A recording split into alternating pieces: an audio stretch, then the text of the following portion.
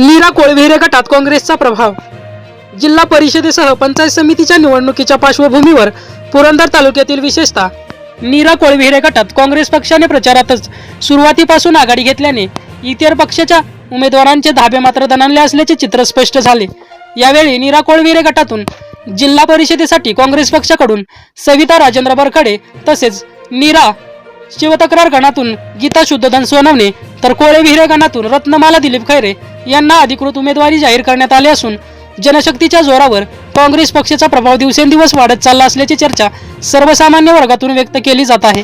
अशातच सामाजिक क्षेत्रात आपल्या नावाचा आगळा वेगळा ठसा उमटविणाऱ्या सविता राजेंद्र बरखडे या उच्च शिक्षित असून त्यांच्याकडे धोरणात्मक दृष्टी, अफाट जनसंपर्क आणि विकासाच्या दृष्टिकोनातून ट्रॅक रेकॉर्ड असल्याने यंदाच्या निवडणुकीत सत्ताधारी गटाला कितपत यश मिळतं याकडे सर्वांचं लक्ष लागलं आहे। झुंजार न्यूज महाराष्ट्र प्रतिनिधी महेश गायकवाड, फलटण। अशाच ताज्या घडामोडी पाहण्यासाठी आत्ताच झुंजार न्यूज महाराष्ट्र या चॅनलला लाईक, शेअर आणि सबस्क्राईब करा। झुंजार न्यूज महाराष्ट्र।